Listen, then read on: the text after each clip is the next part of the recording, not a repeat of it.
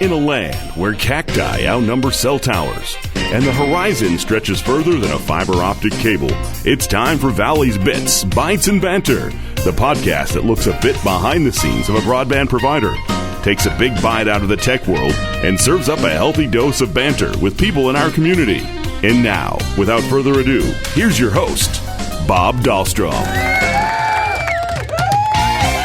Hey everybody, how you doing? This is Bob Dahlstrom, as the intro suggests, and welcome to Valley's Bits, Bytes and Banter, our podcast that we've been trying to wrap our head around for a while to get a podcast started, and we think we've got a really good concept of what we're doing, and we're excited to get it going. And speaking of Ralph, my partner in crime, my co-host, the audio producer, the man with all the talents, it's Ralph Scorer. That's all I can say. Said enough. A man of few words. Thank you very much, Ralph. We do want to thank the Graham County Chamber of Commerce here in Safford, because this is where we're set up today to record some of these podcasts. We're going to record a couple episodes here today. Yeah. And the first guest we're very excited to have. We'll talk about our guest in just a minute. But there's so much going on in our industry. Bits, Bytes, and Banter. There's a reason for that title, right? Talk a little bit about tech. We talk a little bit about what we've got going on as a broadband or internet provider. And I talk to our interesting guests, because that's what we have, is interesting guests. Always do.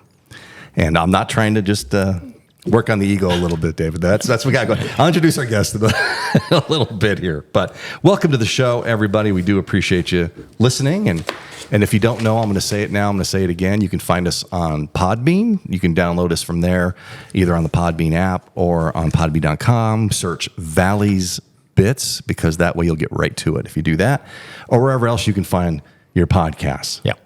Yeah, we should be on RSS feed to Apple Podcasts and Spotify and about 20 others. And you can find it on our website. We'll have it set up on our blog page where you can do the listen to them here, and we're working on some other YouTube as well. Putting them out there on YouTube as well. So thanks for tuning in, and we have a really good guest, and I think some fun we're going to talk about today. Yeah.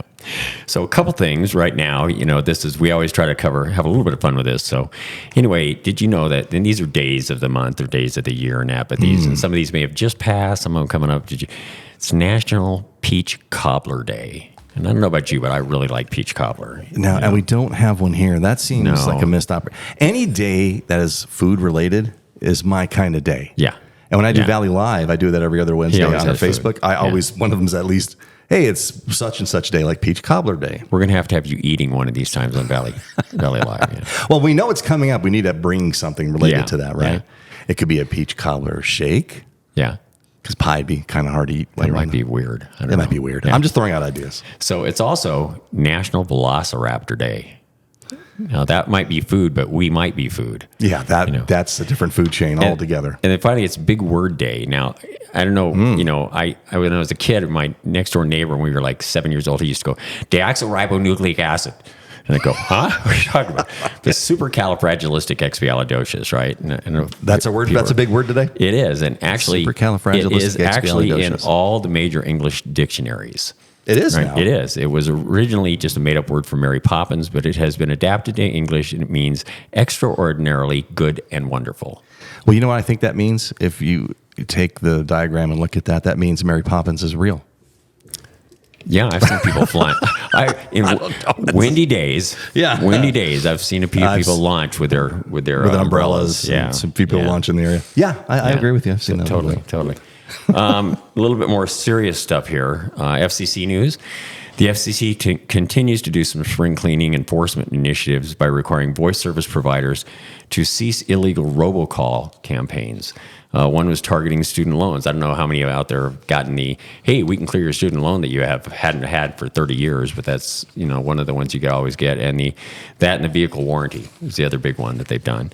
A couple things that they're doing is they have actually their initiatives have resulted in a 99% drop in auto warranty scam robocalls.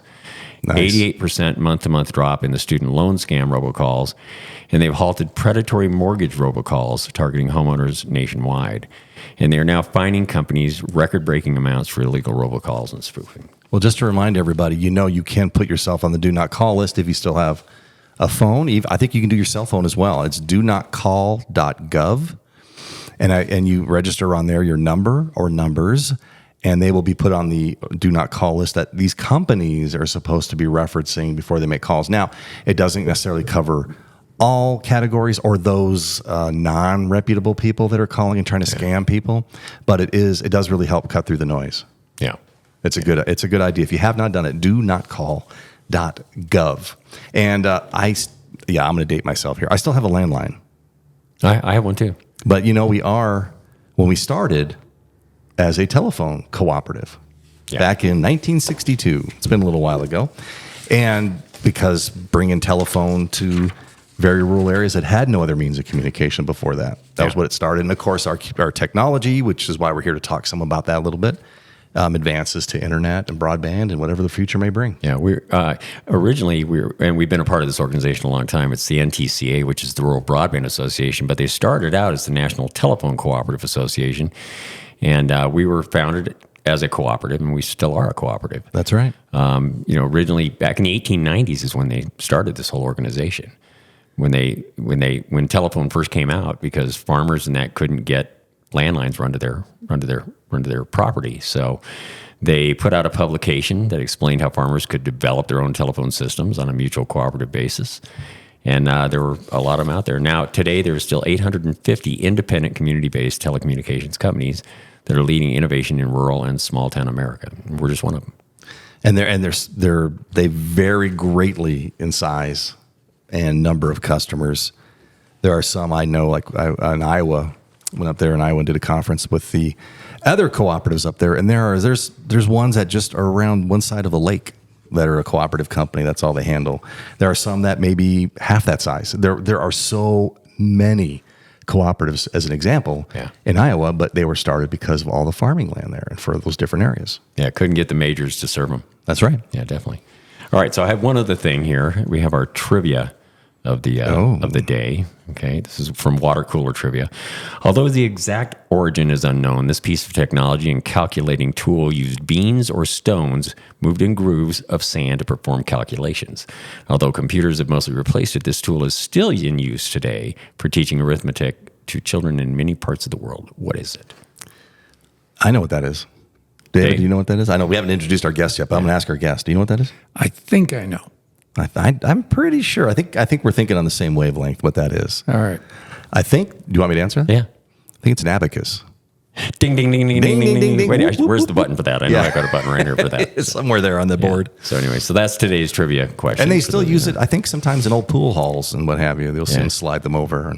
There are times when I would like to use one at work. Just sometime I'd like to pull that out and say, you know what, let's run it by the abacus. And we mentioned landline earlier. You know why I have a landline? Why? Because my wife can't remember where she put her cell phone.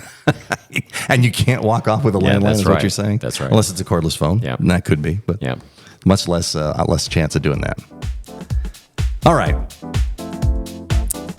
This has been a lot of fun talking, but I want to get to our guest.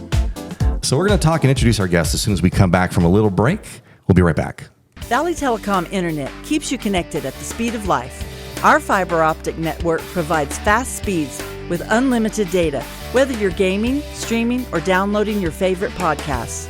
To find out what speeds are available in your area, give us a call at 800-421-5711 or go to vtc.net. Life moves pretty fast, and so should your internet. So get connected with Valley Telecom. And don't forget to download the latest episodes of Valley's Bits, Bytes, and Banter wherever you get your podcasts.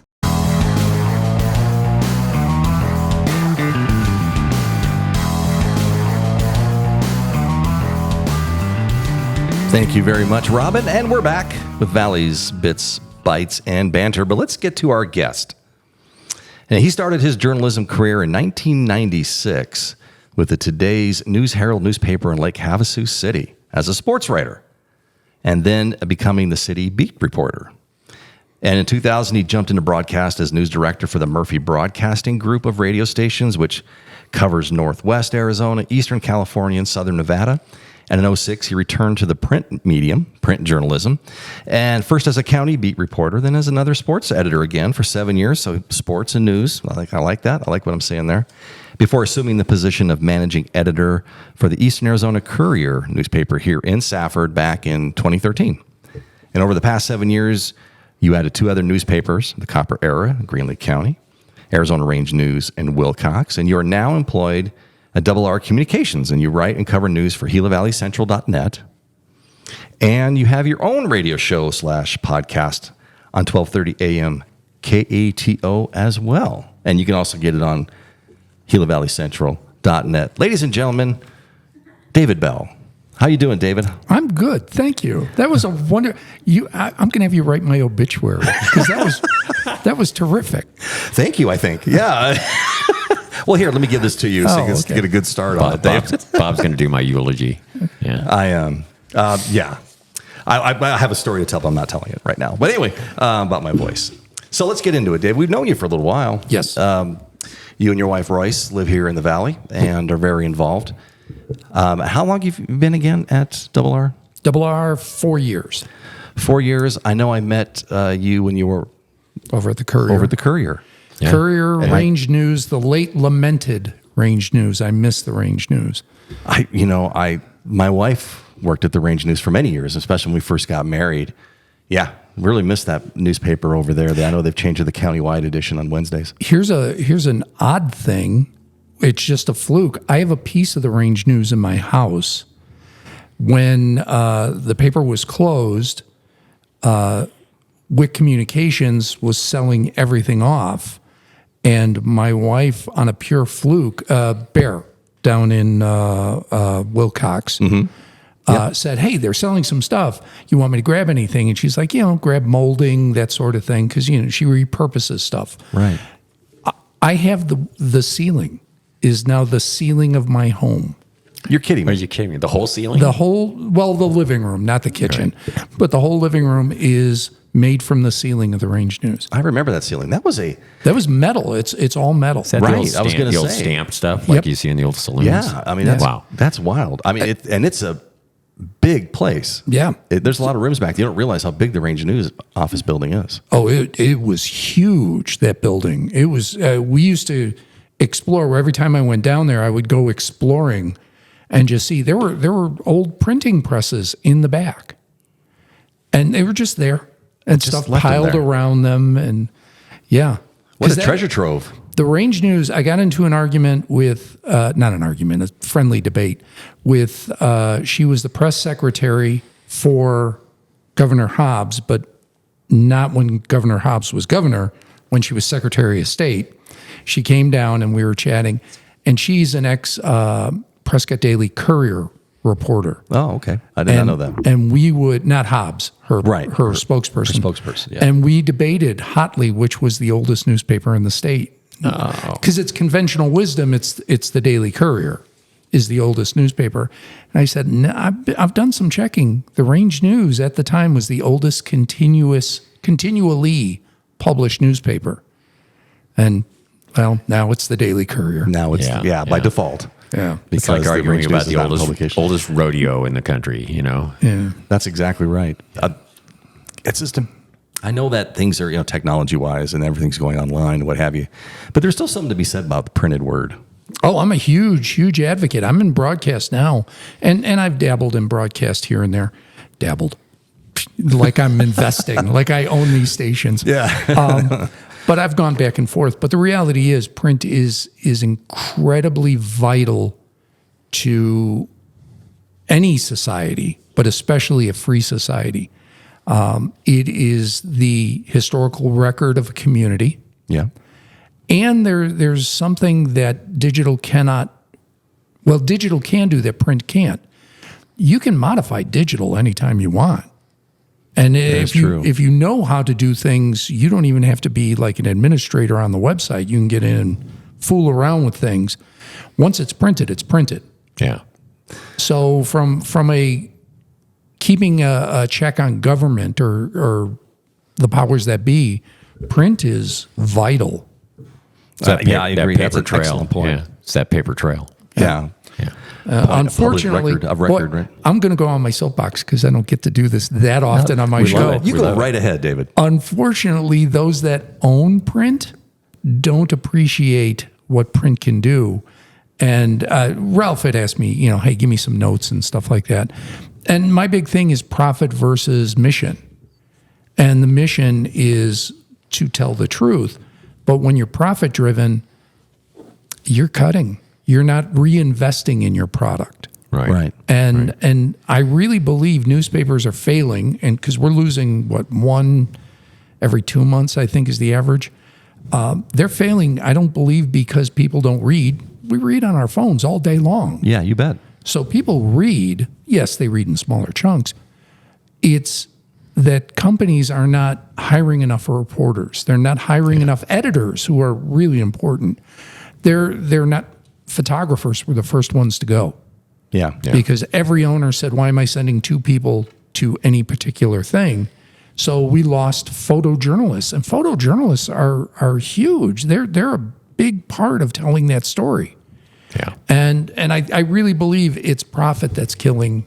The search for profit is killing newspapers, not a lack of interest in newspapers. Well, I think you just hit on it, right? Why pay 2 people, a photojournalist and a reporter, when I can just pay one that I think can do both jobs? Not even if I think. I'll just give you a camera and go do it. Yeah, and go take a picture. Whatever you get, I guess. Yeah.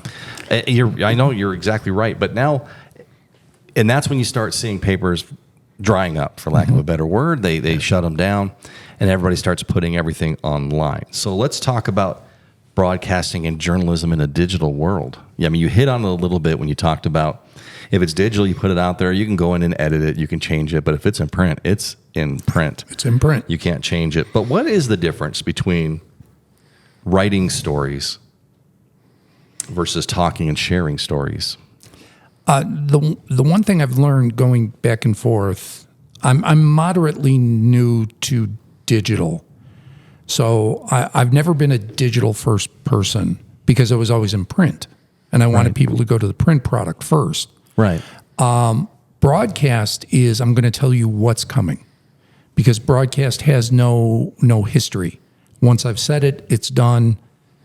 We're past it. Yeah. So it's always, here's what's coming. Print is always, here's what happened, and hopefully with some background, etc. Digital is kind of that hybrid. It's still very immediate. So I've got to tell you what's coming, but I also have to tell you what's happening or what happened. And so you wind up doing a lot of duplicated effort, I think. Yeah, it's funny because you watch, and video, TV is part of that. I mean, if you watch journalism on there, how often, if there's a story going on, do they have to repeat what is happening, that the headline, the main subject that's happening, because in case somebody new tuned in? Oh, it's always somebody's first time seeing. Right. Always. Oh, yeah. If you're just now seeing it for the, yeah. So that makes a lot of sense to me. Yeah, the cycle is an endless cycle, and it's not like it's just every hour the cycle comes back around. That cycle is continuous no matter where, because of all the outlets that are going on. But streaming has thrown that completely off now again. Yeah. Right. Because I'm not a cable subscriber. I'm not a satellite subscriber. I subscribe to streaming services, but I'm grabbing my news off of YouTube or one of the streamers that offers, YouTube Live or whatever YouTube's pay thing is. I can get all the stations. Yeah, all the necessary ones. But I'm grabbing segments. I'm not necessarily grabbing a whole newscast. But you can get what you want when you want. Yeah. With streaming. So it again has changed everything, and I certainly don't know which way that's going to go. From an entertainment standpoint, I would be scared right now. Right. From a news standpoint, theoretically, we always need news. We do, and I think we've seen it, right? We've seen the change of people trying to keep up. It's more, I use the term news loosely because a lot of them are just, infotainment. They're looking for clicks. They're looking for people to reshare their stories, and it's more sometimes a lot of opinion thrown in. And that's just it. They used to call it editorial. Now it's called analysis. And my critics, who there are plenty of, and they're warranted. I struggle to explain to them. Matter of fact, I had Carrie Lake on my radio show the other day. And she was accusing me, of course, of being, liberal, fake news, that whole thing, which is fine. She's entitled to say whatever she likes. Yeah. But as an ex-journalist, I was saying to her, reporters care about truth. We can't confuse Tucker Carlson and Rachel Maddow with the beat reporter, the person who's, was it Raju over at Manu Raju over at CNN? He's just walking the halls of Congress. I mean, that's his job. It's not to give you opinion. It's just to get information. Right. And the networks have done a really bad job of conflating the two or causing the two to come together. Yeah. And it shouldn't. No, 100%. I mean, my wife calls it, like I said, my wife was in the journalism business, and she thinks all of it is yellow journalism, is what she calls it. She goes, if it's not fact, it's opinion. And she can look at any story and look, see that there? That's opinion. Yeah. That's opinion. That's opinion. And that's mostly what you see anymore, but people take it as fact. Well, I think part of that is, and if you look at it, yellow journalism, the traditional description of that is subjective opinion cloaked as objective fact, right? And anytime that people are watching the news or listening to the news, if they hear, well, I think, or it seems, or it appears, they don't realize that they're going to get an opinion. And then on the next cycle, they break that down and say, on our last cycle, so-and-so said this, and you get it. So I wonder, Dave, and this, I want to go to you on this, is how much of that plays into the fact of editorial playing to the emotional narrative that people want to hear? Well, it's definitely confirmation bias out there with the networks. I mean, that's plain and simple. Pick a network. I don't care which one you like. I favor CNN. I think it tends to be the closest to we're here to report. MSNBC, Fox, they're obviously there to confirm bias. Yeah. It's where the money is, though. And that's, to me, the saddest part. I don't even mind I think, it appears, et cetera, what you said. What bothers me is when somebody states something that is just an opinion as fact with nothing to support it. And that to me is really the most bothersome. But, I'm tiny little Dave here in, Thatcher, broadcasting on an AM station. Don't downplay yourself, Dave. You bring a lot of credibility into this, a lot of experience. You know what you're talking about. Roger Ailes was not listening to me at all. Oh, but we are listening to you. In fact, I think we probably need to roll into a break here pretty soon, don't we? Yeah, just a second here. Ralph's getting it set up. And we got some other things, David, we're going to talk about. Maybe touch on this a little bit more when we come back from the break. Just a hair, we'll wrap it up. And get into some other things. We want to have a little fun, have a little banter on the side, and ask you the question of the day. What is the question of the day? Well, it all depends on what question you pick, even though you can't see the questions. What does that mean? We'll find out here after the break. Join Bob Dahlstrom and Ralph Score right here as they provide a look behind the curtain of a broadband provider on Valley Telecom's new podcast, Bits, Bytes, and Banter. In every episode, they will take a bite out of the tech world and provide a healthy dose of banter with people in our community. Plus, they'll share funny stories and a bit about what is going on in their worlds. Look for Valley's Bits, Bytes, and Banter on Apple Podcasts, Spotify, or wherever you get your podcasts.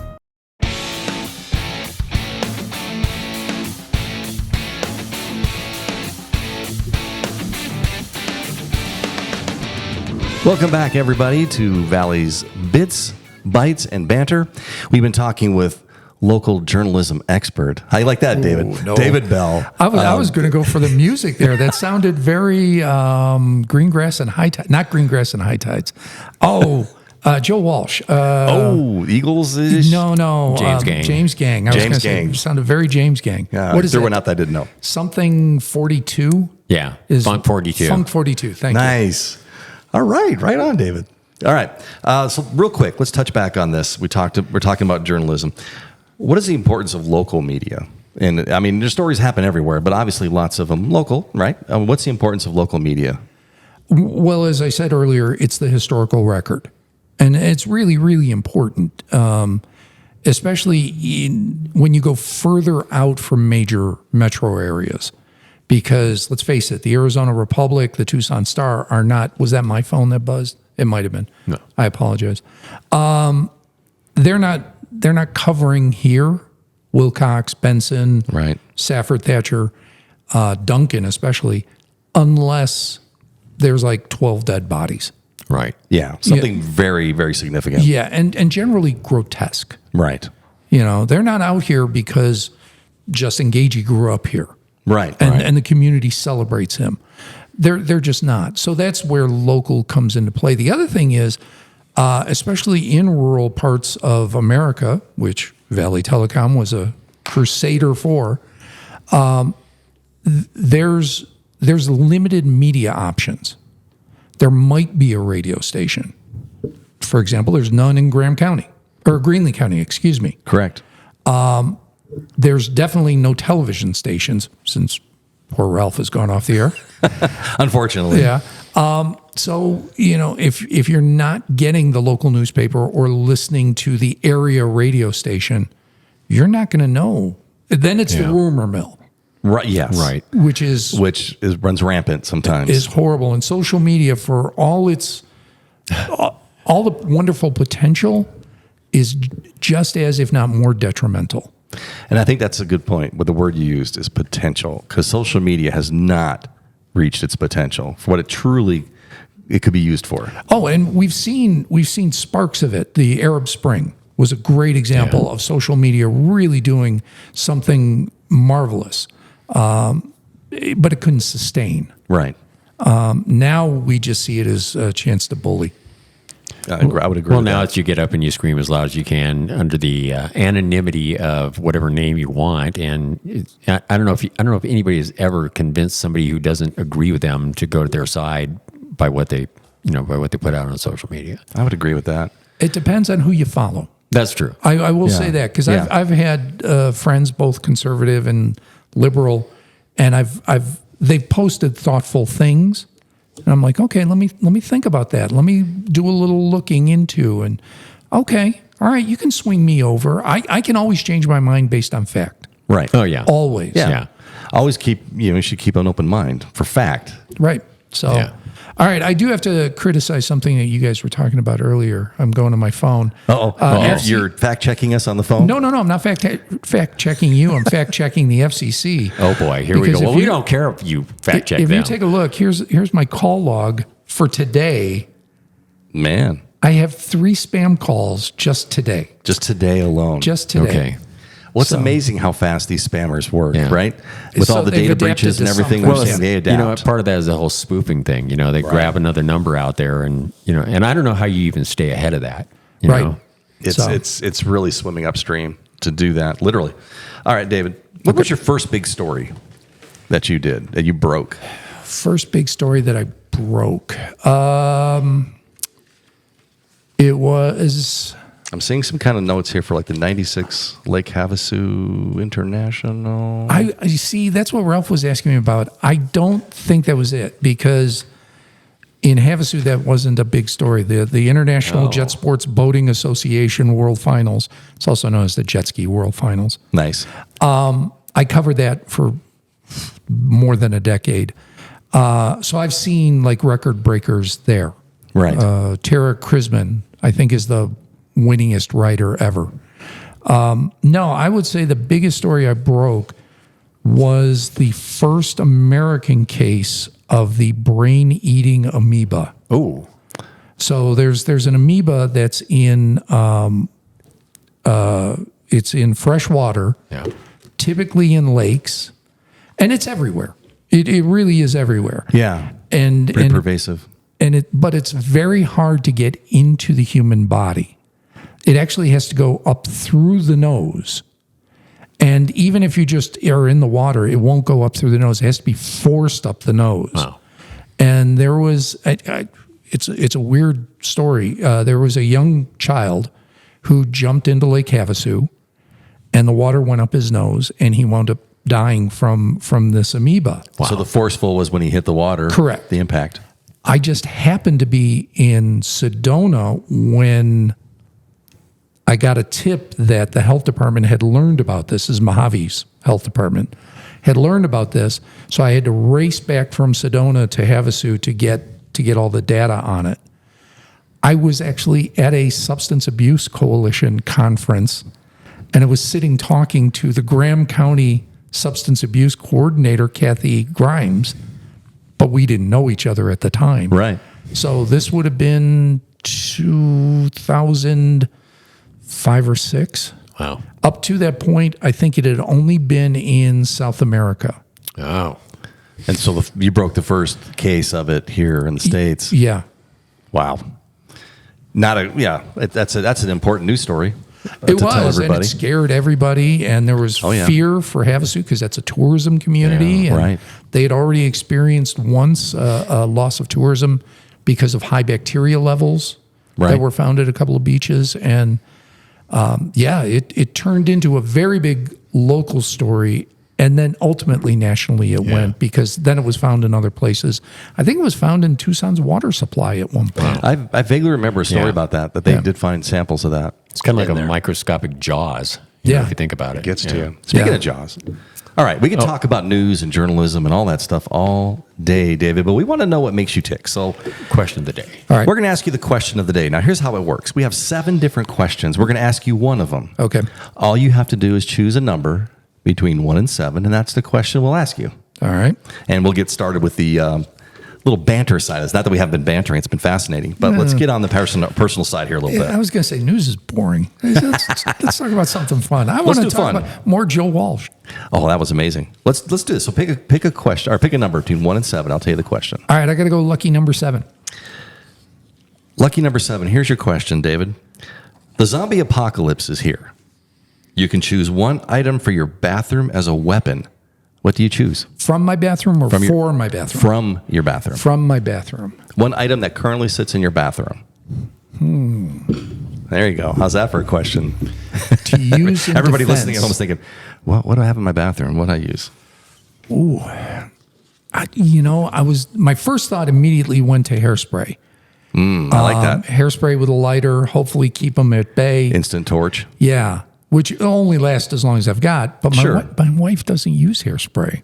Oh, so you don't have that option. So I don't. And then plus, everybody knows zombies. You got to shoot them in the head, right? You got to do something with the. I'm just hoping for distance. Yes, just you that keep would them do at bay. That would do it for a short time, but not necessarily. So I'm not sure. That's one of those questions. Like, there's no wrong answer, David. There are. There are lots of wrong answers. Dave's going to be the entree tonight if I don't get this right. I don't have an answer down. I just ask it. My next thought is the mirror, because you could break it up and you've got something. All right, I'm going to go. Clever. All right, I'm going to go the mirror.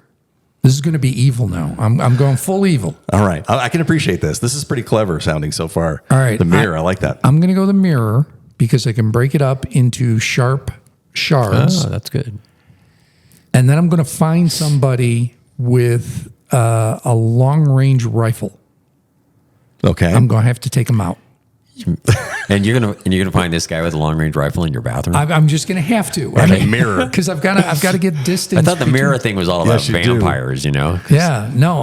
That's why I said it's evil. It's evil. Okay, it's survival of the fittest. But you're thinking through that. I mean, I like that. You're setting up a whole plan. All the rest of my bathroom is like towels, and I don't know what I'm gonna do with bathroom tissue. Dave, we're gonna come get you when the zombie apocalypse. Yeah, David's in the bunker with us. That's right. The towel, you can just wrap it up into what they call rat tail. You can snap them all really if you want. That's not going to do a whole lot of good. Yeah. I don't think so.